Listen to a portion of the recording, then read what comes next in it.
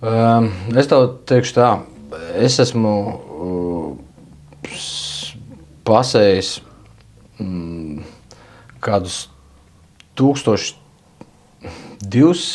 varbūt 250, 200 es gribu domāt, kaut kur tā, daļa savas kaut kādas neziņas, nemākulības apieties ar naudu. Nav grūti nopelnīt naudu. Ir grūti viņu noturēt un ar viņu darboties un sadzīvot un sadraudzēties. Ko tu izdarīji? Tu nepareizi ieguldījies? Nepareizi investēju vienā vietā, otrā vietā un ar tādu, zini, tad, kad tev ir viss, tad tev ir daudz. Tieši tāpat man bija kādreiz ar kaut kādām kaitīgām vielām, kad man arī viss jau ir atkarīgs no tā, kāda tev ir cilvēki apkārt. Un tieši tāpat man bija, kad es sāku lietot kaut ko, jo man bija nepareizie cilvēki